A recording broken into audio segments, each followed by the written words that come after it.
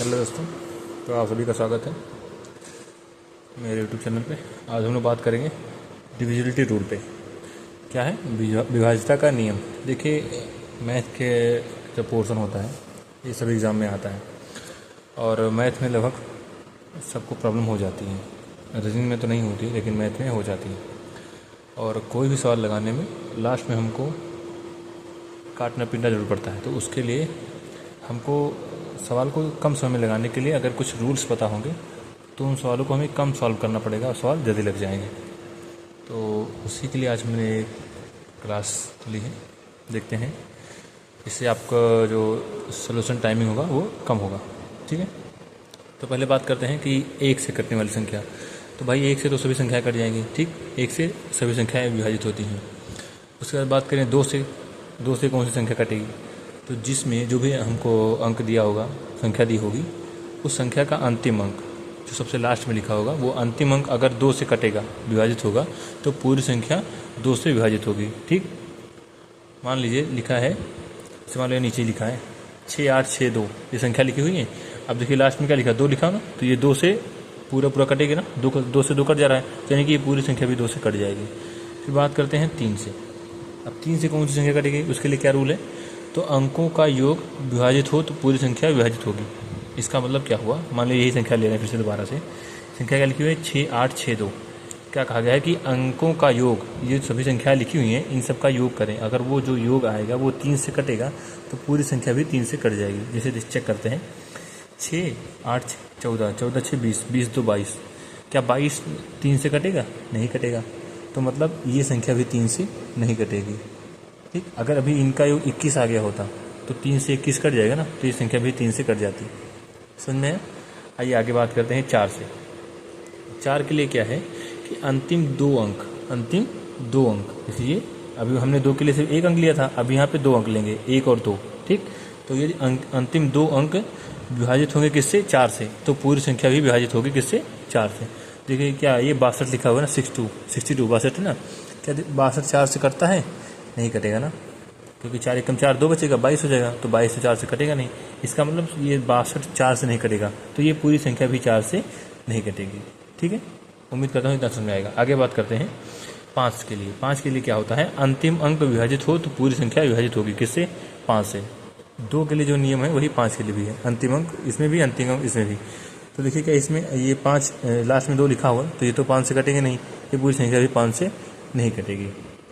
अभी यहीं अगर लिखा होता, मान लीजिए लिखा होता 6 2 5 8 5, ये लिखा होता, तो देखिए 5 के लिए क्या रूल है, अंतिम अंक विभाजित होना चाहिए किससे? 5 से। यहाँ अंतिम अंक 5 है, ये 5 से कटेगा, यानी कि पूरी संख्या 5 से कट जाती। फिर आगे बात करते हैं 6 के लिए। तो फिर 6 के लिए क्या है कि 2 और 3 से, तो जो संख्या 2 और 3 से विभाजित होगी वो संख्या 6 से भी विभाजित होगी, क्योंकि 6 2 और 3 का मल्टीप्लाई तो होता है।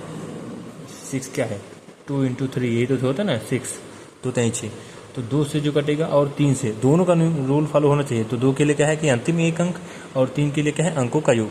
तो ये जो दोनों रूल जो भी संख्या फॉलो करेगी कटने के लिए, वो संख्या 6 से कटेगी। इसलिए मैंने लिखा हुआ है कि 6 से कटने के लिए 2 और 3 से जो संख्या विभाजित होगी वह संख्या पूरी तरह 6 से कट जाएगी। अब लेते हैं संख्या। देखिए क्या 2 से कटेगा, लास्ट में 5 नहीं कटेगा। और ये देखिए इनका योग करते हैं, 6 2 8 8 और 5 13, 13 5 18, 2 20, 6 26, 26 भी 3 से नहीं कटेगा।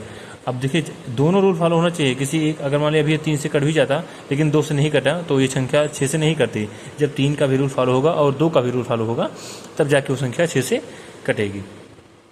अब देखिए थोड़ा समझने वाला, अभी तक तो आसान थे, अभी समझने वाला क्या है, ये 7 वाला है, ये थोड़ा इंपॉर्टेंट है। ठीक है, इसको ध्यान से सुनिएगा। 7 से क्या है कि अंतिम संख्या को 2 गुना करके बाकी बची संख्या से घटाने पर प्राप्त संख्या 7 से विभाजित हो तो पूरी संख्या 7 से विभाजित होगी। क्या करना है, एक बार फिर से सुनिए। अंतिम संख्या को 2 गुना करके, देखिए ये मैंने यहाँ पे गलती करके दिखा दिया कि 2 गुना करना, उसको स्क्वायर नहीं करना है। मान लिया 8 लिखा, जैसे क्या हुआ, यहाँ पे पीछे 8 लिखा होता है, यहाँ पे मैंने देखो स्क्वायर किया उसका 64, तो उसको स्क्वायर नहीं करना है, इसका 8 का 2 गुना करना है, 16 करना। ठीक है, आगे अभी मैं आगे बताता हूँ। अंतिम संख्या को 2 गुना करके बाकी बची संख्या से घटाने पर प्राप्त संख्या 7 से विभाजित हो तो पूरी संख्या 7 से विभाजित होगी। जैसे देखिए एग्जांपल लिया मैंने 6 8 6 2 8, ये संख्या देखते हैं कि क्या 7 से कटेगी। तो अभी मैंने रूल क्या बताया कि अंतिम संख्या को 2 गुना करना है। तो अंतिम संख्या क्या है 8, इसका 2 गुना करना है, स्क्वायर नहीं करना है, ये 64 का इसे मैंने काट दिया है, स्क्वायर नहीं करना है, 2 गुना करना है, यानी कि 8 दूनी 16।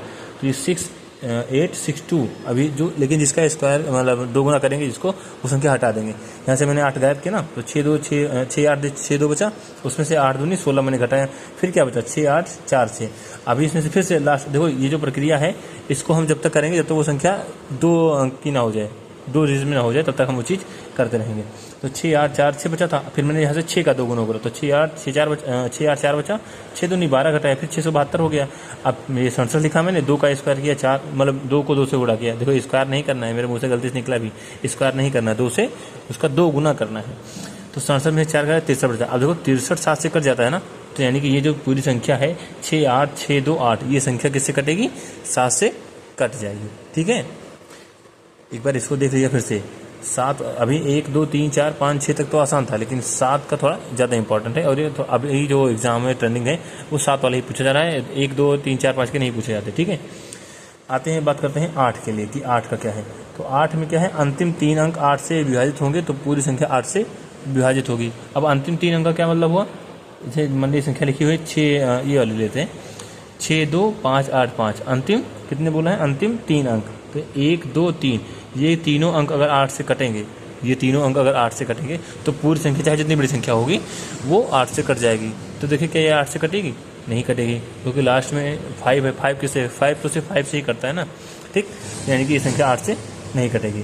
फिर बात करते हैं कि 9 के लिए। 9 के लिए क्या है कि अंकों का योग 9 से विभाजित हो तो पूरी संख्या 9 से कटेगी। जो रूल 3 के लिए है सेम वैसा रूल 9 के लिए भी है। 3 के लिए क्या था कि अंकों का योग 3 से कटेगा, और 9 के लिए क्या है, अंकों का योग 9 से कटेगा तो पूरी संख्या 9 से कटेगी। देखिए इन जो अभी मैं आपको बता रहा हूँ, ये अभी हो सकता है आपको थोड़ा नॉर्मल लगे कि नहीं है, थोड़ा कम मजा आ रहा है, लेकिन ध्यान दीजिए सवाल लगाने हुए से आपको जो टाइम बचता है ना बहुत कम बचता है। आप ऑप्शन से ही संख्या को आंसर ला सकते हैं बिना क्वेश्चन को सॉल्व किए हुए।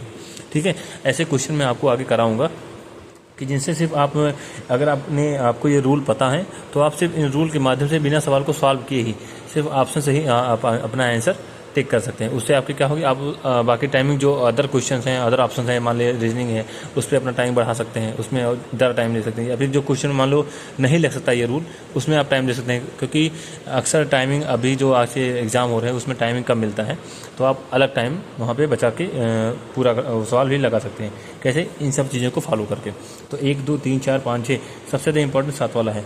ठीक है, इसको अभी आगे मैं बताऊँगा कि 11 के लिए भी कैसे करते हैं। ठीक है, 11 के लिए अभी मैं आगे वीडियो बनाऊंगा। ठीक है, और इसके बाद में इन सब पे क्वेश्चन भी लेके आऊँगा। ठीक है, चलिए वीडियो अगर पसंद आए तो लाइक कीजिएगा, और अगर चैनल पर नए हैं तो सब्सक्राइब भी कीजिएगा।